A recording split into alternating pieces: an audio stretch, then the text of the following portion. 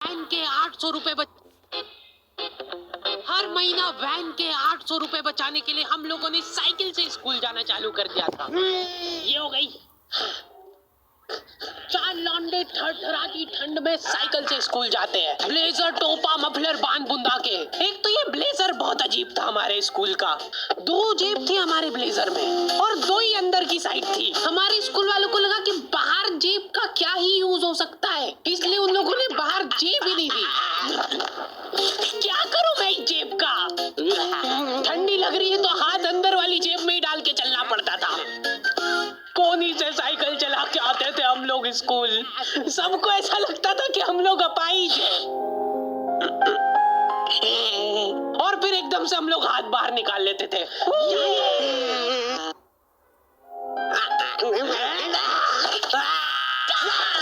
मजाक बना के रख दिया डिसेबिलिटी को। अपाहिज लोगों की रिस्पेक्ट कम हो गई थी हमारी वजह से, लेकिन लड़कियां खुश हो गई थी इस इनोवेशन से।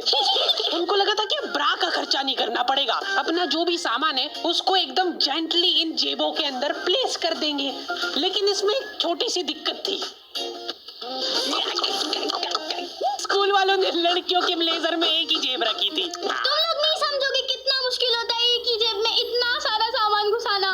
हर रोज लेट होते थे हम लोग स्कूल, क्योंकि मेरी साइकिल की चेन ढीली थी। थोड़ी सी भी स्पीड बढ़ाते थे तो वो चेन उतर जाती थी। लेकिन पापा ने मेरे को प्रॉपर ट्रेनिंग दे रखी थी चेन चढ़ाने की। एक जना ऐसे खींचेगा टायर, उतने में अपने को पानी से फटाफट कस देना है। ये हो गई टाइट। बैग में पाना पेचकस रख के लाना पड़ता था मेरे को स्कूल, कि कभी भी रास्ते में चेन उतर सकती है। इमेजिन करो एक बार कि तुम चुपचाप वैन में बैठ के जा रहे हो, बीच सड़क में 4 लौंडे साइकिल पलटा के ये फटाफट। क्लास में बैठे हुए मेरे को डर बना रहता था कि कोई गलती से मेरा बैग चेक नहीं कर ले।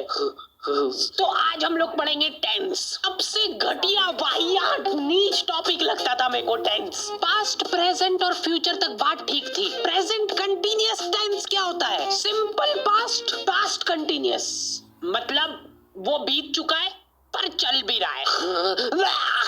क्या है ये? कितना भी समझ लो इस टॉपिक को, एग्जाम में जाके तुमको अंदाजे से ही सेंटेंस चूज करना पड़ेंगे कि ये सुनने में अच्छा लग रहा है तो यही होगा सही। एग्जाम में इन्विजिलेटर हमको क्वेश्चन पेपर पे कुछ नहीं लिखने देता था। इनको ऐसा लगता था कि हम लोग क्वेश्चन पेपर पे आंसर लिख लिख के चीटिंग करेंगे। लेकिन हमारी क्लास के बच्चे एडवांस हो गए थे। ये पूरी की पूरी आंसर शीट एक्सचेंज कर लेते थे कि तू लिख के दे, तेरे को आता है तो। बोर्ड एग्जाम थी यार हमारी, और हमारे स्कूल वाले बोर्ड एग्जाम को बहुत सीरियसली लेते थे। अलकायदा टाइप ट्रेनिंग मिली थी हम लोगों को। एग्जाम देते हुए कहीं से भी बॉम्ब गिर सकता है, लेकिन तुम्हारे हाथ नहीं रुकना चाहिए। चाहे तुमको क्वेश्चन आता हो या ना, कुछ न कुछ लिख के ही आना है। हमारा एक ही मकसद होना चाहिए, आंसर शीट भरना। नहीं आए तो अभी कुछ भी लिख के आ जाओ। मेरे को ये नहीं समझ आता कि मैं कुछ भी कैसे लिख के आ जाऊं। मेरे को आता ही नहीं है, क्या लिखूं मैं? एक तो हमको इतना डरा धमका के भेजा गया था ना सेंटर पे, मैं नर्वसनेस में जाके अपना नाम भूल गया। वहाँ पे इन्विजिलेटर ने नाम पूछा, मैं सोच रहा हूँ क्या हो सकता है। बेटा नाम, नाम तुम्हारा। 2 मिनट। हाँ हेलो मम्मी, मेरा नाम क्या है? बोर्ड एग्जाम के नाम पे इतना डरा दिया था ना स्कूल वालों ने हमको। अच्छे अच्छों का मुंह निकल जाता है टट्टी के साथ मिक्स होके। तुम लोगों का एक सेंटर आएगा जिसके चारों तरफ सैनिक तैनात रहेंगे। बिना एडमिट कार्ड के वहाँ पे आसपास भी भटकते हो मत दिख जाना, जिंदा जला देंगे वो लोग। और अगर चीटिंग करते हुए पकड़ा गए तो ना तो तुम हमको जानते हो ना हम तुमको जानते हैं। हम लोग एग्जाम वाले दिन सेंटर पहुंचे तो बच्चों से ज्यादा सिक्योरिटी थी वहाँ पे। आज तक इतनी सिक्योरिटी मैंने एयरपोर्ट पे भी नहीं देखी थी। आर्मी वगैरह खड़ी थी वहाँ पे टैंक लेके। वो सिक्योरिटी वाले एक एक रबड़ का रैपर निकाल के दे। क्या लिख लूंगा मैं इतनी सी जगह में? लिख भी लिया तो मेरे को ही समझ नहीं आएगा कि क्या लिखा है। कुछ चीजों का मेरे को लॉजिक ही समझ नहीं आया था कि तुम नंबर वाली घड़ी पहन के नहीं जा सकते हो, पहनना है तो कांटे वाली पहनो। उनको शायद शक हो गया था कि ये सारे लोग एक साथ कोऑर्डिनेशन करके बम बम नहीं फोड़ दे। उधर एक बच्चे की घड़ी का अलार्म बज गया और वो बजता भी बॉम्ब के टाइमर जैसा है। अल-कायदा जिंदाबाद। जिस पाउच में तुम सामान ला रहे हो वो भी ट्रांसपेरेंट होना चाहिए। मेरे बैग में से इनको पाने पेचकस मिले थे। क्या जवाब दूं मैं इसका कि क्या यूज में आते हैं ये? उनको वहाँ पे डेमो करके बताना पड़ा कि ये यूज में आता है ये सब आइटम। फिर बाकी बच्चों ने भी कंफर्म करा कि हाँ देखा तो है हमने इनको रास्ते में ये हरकत करते हुए। ये सब देख के उन्होंने मेरे पाने पेचकस तो हाथों हाथ नाली में फेंक दिए थे। हमारे एक साथी की जेब में से ड्रग्स बरामद हो गए थे। अरे ड्रग्स नहीं है, ये इनहेलर है। इसको ऐसे सूंघते हैं, नाक बंद होती है तो नाक खोलने के बाद भी अगर तुम इनहेलर को पूरी ताकत से सूंघते हो, आंखें दिमाग में ठंडक हो जाएगी तुम्हारे। वो बच्चे नहीं होते जो पूरा साल टाइम पास करते और एग्जाम के एक दिन पहले पढ़ के एग्जाम देने आ जाते हैं। वो बनने की मैं कोशिश ही कर पाया था सिर्फ। मैंने सोचा था आखिरी रात मेरी है, रात भर मैं पूरा सिलेबस चाट जाऊंगा, पर मैं एग्जाम के एक दिन पहले ही बीमार पड़ गया। सर्दी हो गई मेरे को, तो मैंने सोचा ठीक है अभी थोड़ा रेस्ट करते, सुबह उठ के पढ़ाई करेंगे। नाक बंद हो गई भाई, नींद ही नहीं आ रही है।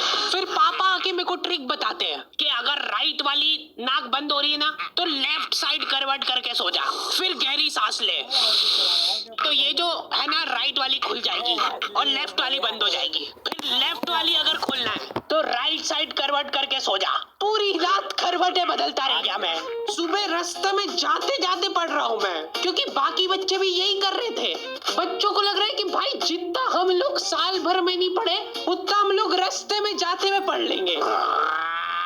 रास्ते में ऐसे कॉपियां लेके घूम रहे जैसे इनसे ज्यादा पढ़ाकू कोई हो ही ना। सुबह हम सब लोग सेंटर लेट पहुंचे क्योंकि साइकिल की चेन उतर गई थी तो रास्ते में वो कर रहे थे।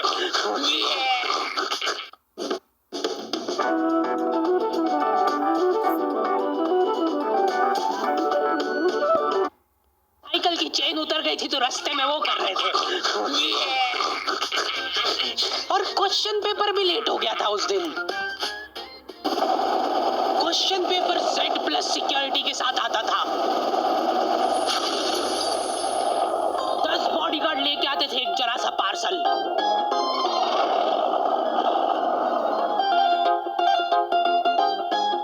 और फिर देने के बाद बोलते थे ये असली पार्सल नहीं है। असली नहीं है तो जोर से भी बोल सकते हो, ये असली पार्सल नहीं है।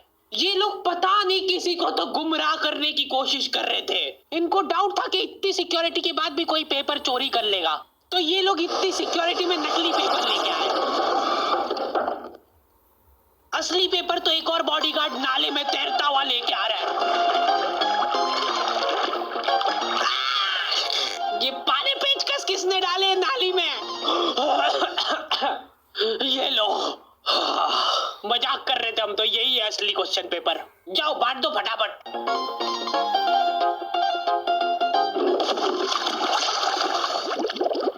ये अपना आपस में एक दूसरे को गुमराह कर रहे थे।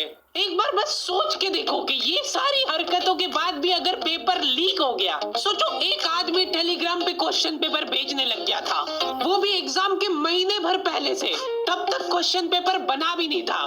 तो अब जो आदमी हमारा क्वेश्चन पेपर सेट करने बैठा, उसने सोचा कि उसका काम इजी हो सकता है, क्यों ना थोड़ा सा स्मार्ट वर्क कर लिया जाए। उसी ने सबसे पहले वो फेक क्वेश्चन पेपर खरीदे और वैसे के वैसे चेप दिए। जिसने पेपर लीक करा था वो खुद सोच में पड़ गया कि ये कैसे हो गया। एग्जाम खत्म होने के बाद इन्विजिलेटर को बहुत मजा आता भाई कॉपियां छीनने में। एक सेकंड भी किसी को ज्यादा नहीं मिलना चाहिए। बस एक बार टाइम ओवर होने के बाद कैसे लिखा तूने? एक बच्चे ने खुद से कॉपी दे दी तो इनको डिसरिस्पेक्टफुल महसूस हो गया था। उसको वापस से कॉपी दे दी कि लिख ले थोड़ी देर और। जैसे लिखने लगा वापस छीन ली। तो दी एंड हो चुका है। पिछली बार मैंने तुम लोगों को 2.5 लाख लाइक का एम दिया था, जो कि तुम लोगों ने